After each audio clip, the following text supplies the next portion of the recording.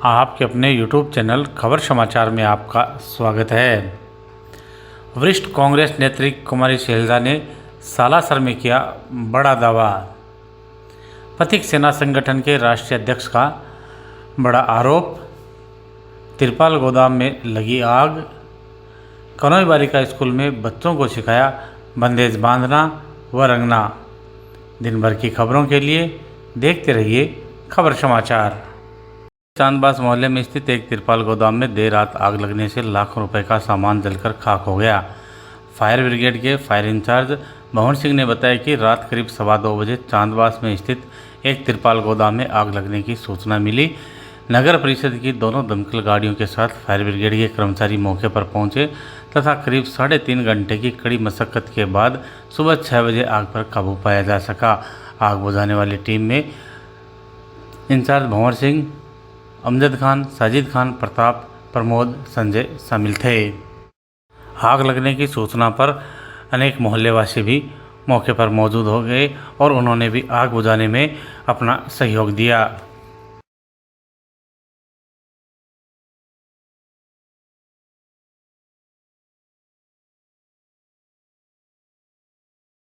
श्री राजकीय कनोई बालिका उच्च माध्यमिक विद्यालय में शनिवार को नो बैग डे गतिविधियों के दौरान व्यावसायिक शिक्षा के तहत कक्षा 6 से 8 के बच्चों के लिए एक्सपोजर शिविर लगाया गया, जिसमें बच्चों को बंदेज बांधना व रंगना सिखाया गया। स्थानीय रंगरेज कामरान टाक व मुजाशिम राजा ने बच्चों को बंदेज में बूंदी बांधना व बंदेज रंगना आदि सिखाया। इस क्षेत्र में उपलब्ध होने वाले रोजगारों के बारे में भी जानकारी दी। प्रधानाचार्य सरोज पुनियावीर, उप प्राचार्य अनीता सुरेखा, उप प्राचार्य मोहम्मद इस्लाम ने बच्चों का मार्गदर्शन किया। व्यावसायिक शिक्षा प्रभारी सुलोचना, सविता मिश्रा, विमला गोदारा, अनीता चैनी, सरोज देवी ने शिविर की व्यवस्थाओं बनाने में अपनी महत्वपूर्ण भूमिका निभाई। करीब 250 से अधिक बच्चों ने शिविर में उत्साहपूर्ण भाग लिया।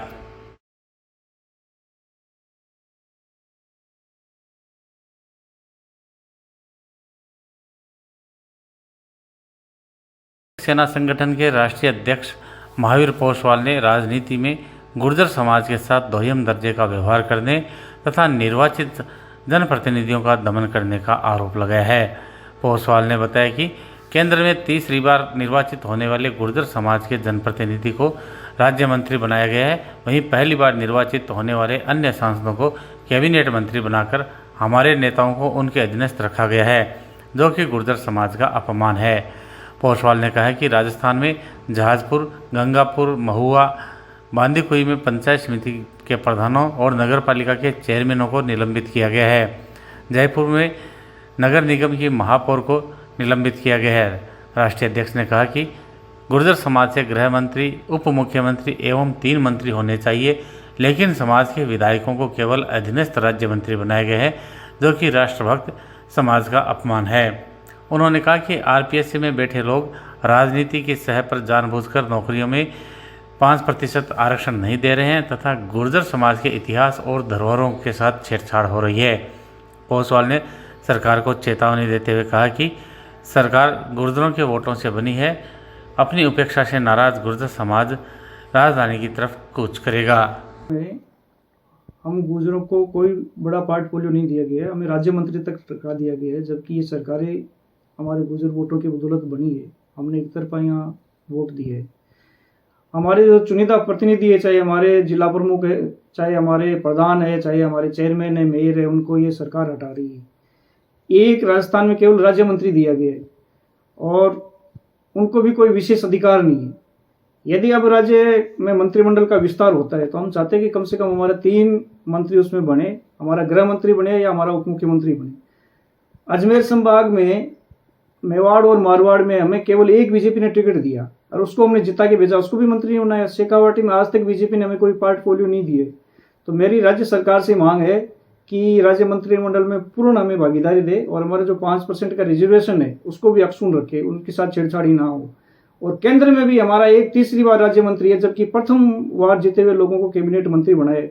तो भारत का और प्रदेश का गुर्जर समाज अपने आप को ढगा सा महसूस कर रहा है। यदि हमारे साथ ये दमन जारी रहा तो हमें आंदोलन का रास्ता अख्तियार करना पड़ेगा।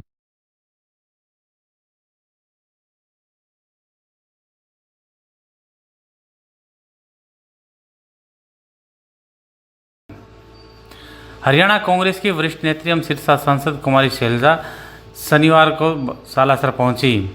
कुमारी शैलजा से अरविंद पुजारी ने बालाजी की पूजा अर्चना करवाई।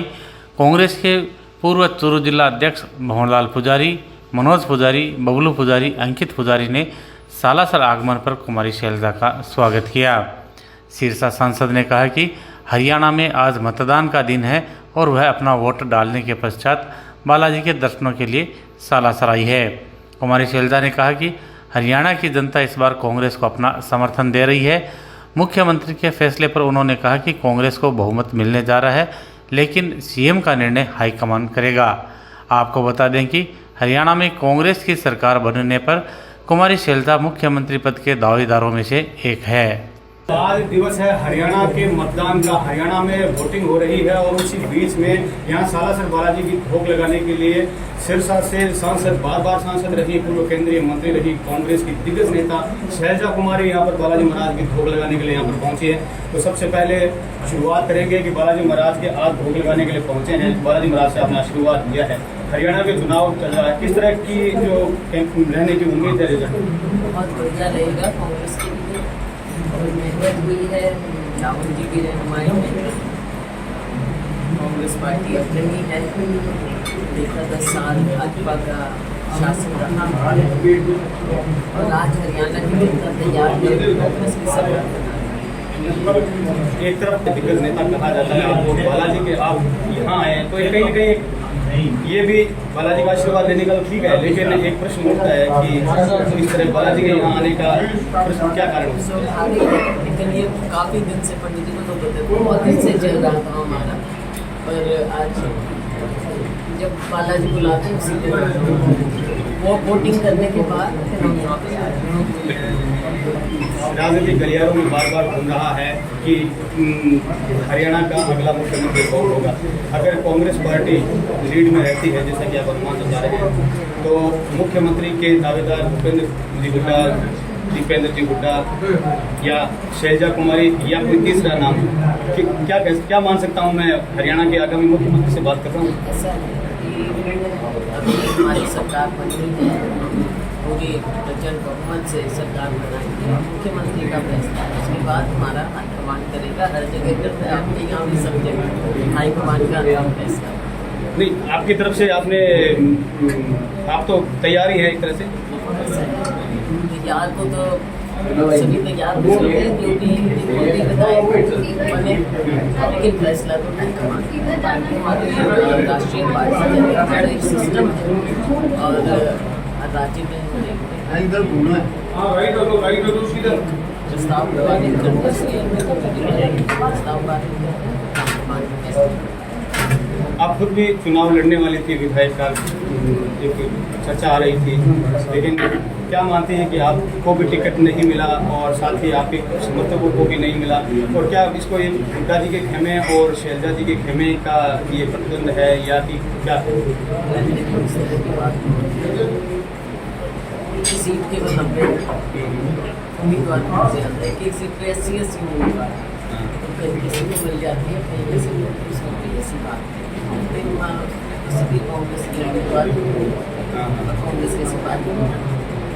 इस तरह का समीकरण इस बार जो हरियाणा में बन रहा है कि एक तरफ देखा जा रहा है कि जो जाट वोटर्स हैं वो कांग्रेस की तरफ लग रहा है कि कांग्रेस की तरफ प्रभाव रहेगा और हुड्डा जी की भी कैंपेनिंग है, और अन्य जो जातिगत जो समीकरण ना जातिगत समीकरण में करने की जरूरत नहीं है। हरियाणा की सारी जनता 36 बिरादरी कांग्रेस को चाहती है। कांग्रेस की सरकार सभी लोग मिलकर बनाएंगे। आपने देखा अभी लोकसभा चुनाव हुआ, उसमें भी हम जीते 36 बिरादरी। मुझे खुद सिरसा से 36 बिरादरी ने बहुत बढ़िया बहुत से जिताया।